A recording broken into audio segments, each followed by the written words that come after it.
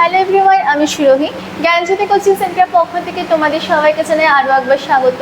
আজকে আমরা আলোচনা করব দশম শ্রেণীর তৃতীয় অধ্যায় থেকে একটি গুরুত্বপূর্ণ বিষয় নিয়ে। দেখো, আমাদের বিষয়টা কি আছে?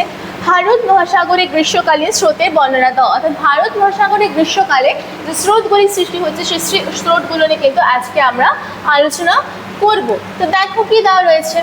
ভারত মহাসাগরের দক্ষিণাংশে একটি গুরুত্বপূর্ণ উষ্ণ স্রোত হলো দক্ষিণ নিরক্ষীয় স্রোত। অর্থাৎ ভারত মহাসাগরের একটি দক্ষিণাংশের গুরুত্বপূর্ণ স্রোতের নাম কি?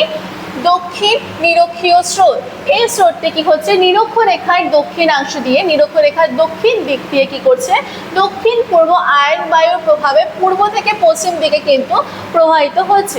অর্থাৎ এই যে দক্ষিণ নিরক্ষীয় স্রোতটি রয়েছে, এটা কি করছে? নিরক্ষরেখার দক্ষিণ দিক থেকে কি করছে?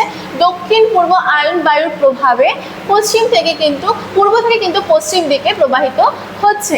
পশ্চিম দিকে প্রবাহিত হতে হতে এটি মাদাগাস্কার দ্বীপের কাছে এসে তিনটি শাখায় কিন্তু বিভক্ত হয়ে গেছে। ঠিক আছে, এই স্রোতটা কি করেছে? মাদাগাস্কার দ্বীপের কাছে এসে তিনটি আলাদা আলাদা শাখায় কিন্তু বিভক্ত বা ভাগ হয়ে গেছে। ঠিক আছে, এর মধ্যে একটি শাখা উত্তর দিকে বেঁকে ভারত মহাসাগরের উত্তরাংশে কিন্তু প্রবেশ করেছে। ঠিক আছে, ভারত মহাসাগরের উত্তরাংশে বা উত্তর দিকটাতে মৌসুমী বায়ুর প্রভাব কিন্তু অত্যন্ত বেশি। ঠিক আছে, অর্থাৎ ভারত মহাসাগরের যে উত্তর দিক রয়েছে সেই উত্তর দিকটায় কিন্তু বা উত্তরাংশে কিন্তু মৌসুমী বায়ুর প্রভাব খুব বেশি লক্ষ্য করা যায়। ফলে কি হচ্ছে? এই স্রোতের গতিপথ এবং প্রবাহের দিক কিন্তু ঋতু ভেদে, অর্থাৎ আলাদা আলাদা ঋতুর উপর ভিত্তি করে কি হচ্ছে? পরিবর্তিত বা চেঞ্জ হচ্ছে। ঠিক আছে, তাই এই স্রোতকে কিন্তু মৌসুমী স্রোতও বলা হয়ে থাকে। কেন মৌসুমী স্রোত বলা হচ্ছে? কারণ মৌসুমী বায়ুর প্রভাবে কিন্তু কি হচ্ছে? এটা পরিবর্তিত হচ্ছে।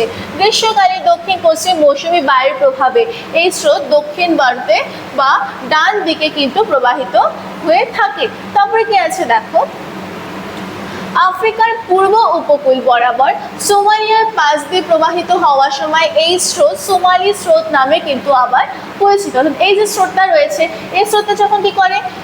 আফ্রিকার পূর্ব উপকূল বরাবর যখন সোমালিয়ার পাশ দিয়ে প্রবাহিত হয় বা বয়ে যায়, তখন সেই স্রোতটা কিন্তু সেই সোমালিয়ার নাম অনুসারে সোমালীয় স্রোত নামে পরিচিত হয়। এরপর এটি আবার কি হয়? আরব সাগর অতিক্রম করে বা পার করে দক্ষিণ পশ্চিম মৌসুমী স্রোত হিসাবে কিন্তু ভারতের উপকূলের দিকে অগ্রসর হয় বা এগিয়ে আসে।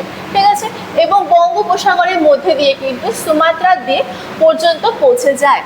ঠিক আছে, এইভাবে কি হচ্ছে? গ্রীষ্মকালে ভারত মহাসাগরের উত্তরাংশে বা উত্তর দিকে দক্ষিণ পশ্চিম মৌসুমী স্রোতের সৃষ্টি কিন্তু হয়ে থাকে।